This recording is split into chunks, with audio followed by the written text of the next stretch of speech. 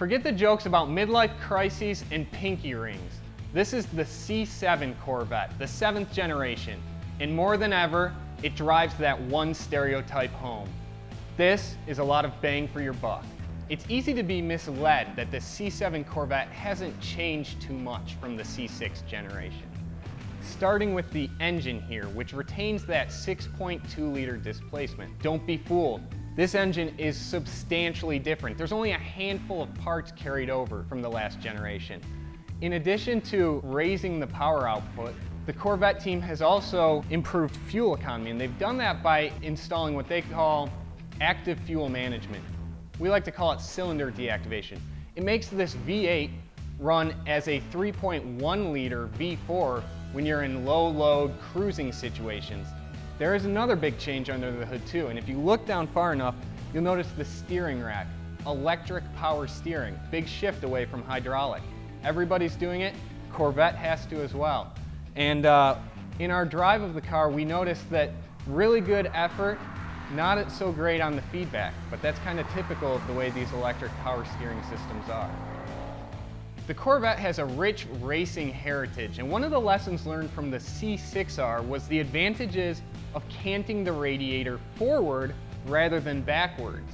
And because of that, air now exits through the top of the hood rather than under the car. So you notice this very prominent ductwork here when you open the hood, and this vent that it seals up to on the hood. Now, one of the difficulties here is how do you manage moisture during rain or snowfall? Of course, they've accounted for that, and you have drain systems down in this ductwork to kind of clear the system out and deal with any weather. So that's how you keep the engine cool when you're calling on all 460 horsepower. Now let's put the car up on the lift and take a look underneath, where there's some even more significant changes. So perhaps the single biggest change for C7 is the shift from a steel chassis to an aluminum chassis. You can catch glimpses of it under the body. It's hard to find a big exposed section of frame rail, but right here, this black painted piece, this is part of the aluminum structure. Now this gave Chevy some pretty significant weight savings. When we put the C7 on the scale, it weighed in at 3,444 pounds. That's about 100 pounds heavier than a C6 Grand Sport. What's going on here? Why isn't the C7 lighter? Actually, it's because of all the additional features and equipment. Up front, new engine hardware adds about 30 pounds. Inside, infotainment equipment adds another 30 pounds. Combine that with the fact that the C7 is actually larger than the C6, and that's where you get the weight gain. So this is a Z51 Corvette, which adds a bunch of performance equipment. And key among those is this dry sump oiling system. Rather than a wet sump with the oil reservoir right under the engine, you have these two lines right here, and they carry the oil off into a reservoir over there. And what that does is, in high G cornering, it makes sure there's a constant supply of lubrication to the engine, rather than pushing all that oil into the one side of the pan.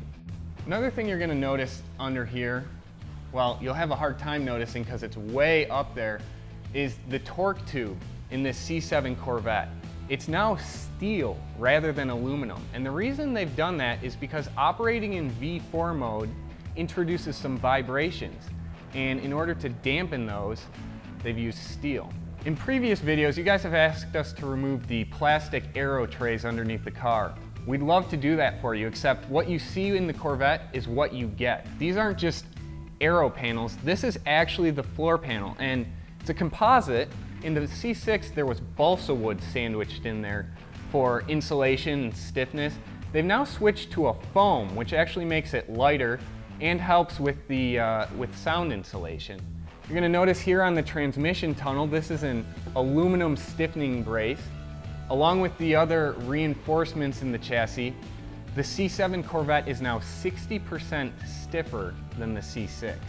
Now, one of the biggest changes, the biggest headlines for the C7 is this 7-speed manual transmission. It's made by Tremec still, and to get that 7th gear in there, they added a couple inches and about 8 pounds or so to the weight of the transmission. The Z51 package also adds transmission and differential oil coolers. You'll see those right back here if you follow the lines to either side. Those are mounted in the rear fenders. Now if you look at the car when it's sitting on the ground, you'll notice vents on either fender. Those vents take air, feed it through the fender and out the rear fascia. And in between that area, there's a cooler for both the differential and the transmission. Now, key to fade-free braking performance is keeping the brakes cool when you're repeatedly hammering on them on a track. So you'll notice brake ducts here and an additional scoop behind the wheel that actually feeds air directly at the rotors to keep them cool. Now right here we have the traditional Corvette transverse composite spring. People love to rag on the Corvette saying it has leaf springs just like a pickup truck. But if you've ever looked under a pickup truck, you can tell this does not look like the underside of a pickup. This is one single piece rather than multiple leaves, and it's composite rather than metal. And the advantage here is packaging, center of gravity, lightweight, and it's worked well for Corvette for many years, and it continues on in the 7th generation. Directly above that spring is the new eLSD. That comes with the Z51 package.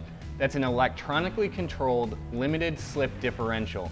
Improves stability in cornering, and then as you power out, begins to lock up again to put the power to the ground.